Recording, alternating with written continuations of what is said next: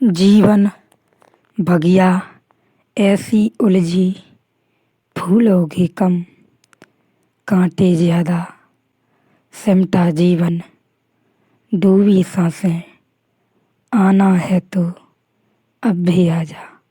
आत्मा स्वतंत्र है, चाहे तो वह कुछ चाहे, न चाहे तो न चाहे। यदि अंतिम अध्याय न देखा हो तो देखें, वरना इस अध्याय को भी न देखें। यदि समझ सकें तो जरूर देखें। जनक कहने लगे, एक परमात्मा दिखाई पड़ने लगा। ये हरे वृक्ष उसी की हरियाली हैं। इन फूलों में वही रंगीन होकर खिला है। फूलों की गंध में वही हवा के साथ खिलवाड़ कर रहा है। आकाश में घिरे मेघों में भी वही घिरा है। तुम्हारे भीतर वही सोया है।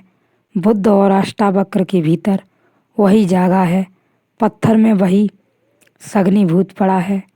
गहन तंद्रा में मनुष्य में वही थोड़ा चौंका है, थोड़ा जागरण शुरू हुआ है, लेकिन है वही।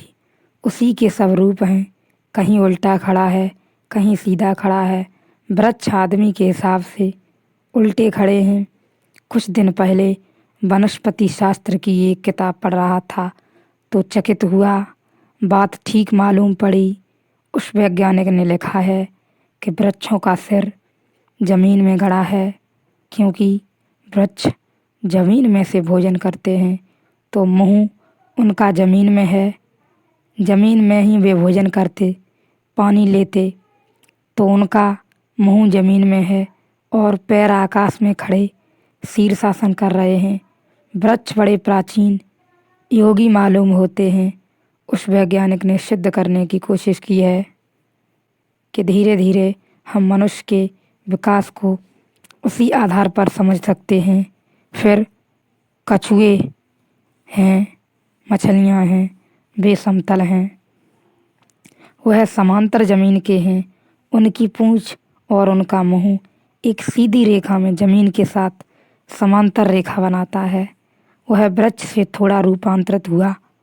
फिर कुत्ते हैं, बिल्लियाँ हैं, शेर हैं, चीते हैं। इनका सिर थोड़ा उठा हुआ है। समांतर से थोड़ी बदलाहट हुई, सिर थोड़ा ऊपर उठा, कोण बदला। फिर बंदर हैं, वे बैठ सकते हैं। वे करीब करीब जमीन से 90 कोण बनाते हैं, लेकिन खड़े नहीं हो सकते। वे बैठे हुए आदमी हैं। वृक्ष शीर्षासन करते हुए आदमी, फिर आदमी है, वह सीधा खड़ा हो गया, 90 का कोण बनाता, वृक्ष से ठीक उल्टा हो गया, सिर्फ ऊपर हो गया, पैर नीचे हो गए। बात मुझे प्रीत कर लगी। सभी एक का ही खेल है। कहीं उल्टा खड़ा, कहीं सीधा खड़ा, कहीं लेटा, कहीं सोया, कहीं जागा, कहीं दुख में डूबा, कहीं सुख में, कहीं अशांत, कहीं शांत, मगर तरंगें सब एक की हैं। जैसे जल से तरंगें फैन बुदबुदा भिन्न नहीं, वैसे ही आत्मा से कुछ भी भिन्न नहीं, सब अभिन्न है।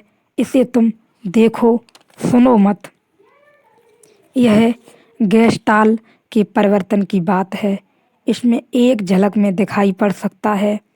एक झलक गौर से देखो तो धीरे से तुम पाओगे कि सब एक में तिरोहित हो गया और खो गया। एक विराट सागर लहरें मार रहा है।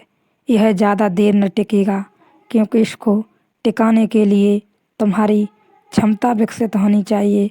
लेकिन यह क्षण भर को भी दिखाई पड़े कि एक विराट लहरें मार रहा है। हम सब उसी की तरंगें हैं। एक ही सूरज प्रकाशित है, हम सब उसी की किरणें हैं।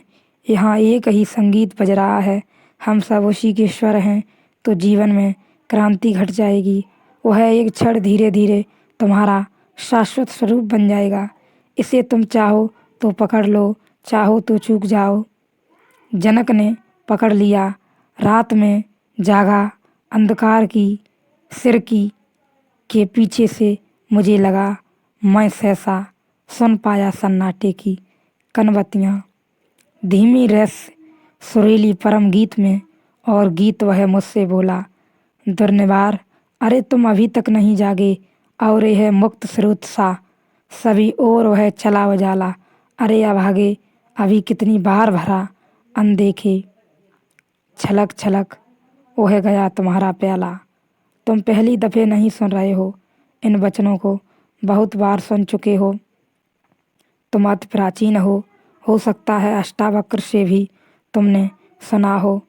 तुम में से कुछ ने तो निश्चित सुना होगा, कुछ ने बुद्ध से सुना हो, कुछ ने कृष्ण से, कुछ ने क्राइस्ट से, कुछ ने मोहम्मद से, किसी ने लाओत्सो से, किसी ने जरस्थुस से। पृथ्वी पर इतने अनंत पुरुष हुए, उन सबको तुम पार करके आते गए हो। इतने दिए जले हैं, असंभव है कि किसी दिए की रोशनी तुम्हारी आंखों में न पड़ी हो। तुम्हारा प्याला बहुत बार भरा गया है। अरे अभागे कितनी बार भरा, अनदेखे छलक छलक वह गया तुम्हारा प्याला। तुम्हारा प्याला भर भी दिया जाता है तो भी खाली रह जाता है, तुम उसे संभाल नहीं पाते। और गीत वह मुझसे बोला, दुर्निवार अभी तक नहीं जागे, और यह मुक्त स्रोत सा सभी और वह चला उजाला। सुबह होने लगी और बहुत बार सुबह हुई है, और बहुत बार सूरज निकला, पर तुम हो कि अपने अंधेरे को पकड़े बैठे हो। यह अभागेपन तुम छोड़ोगे तो छूटेगा।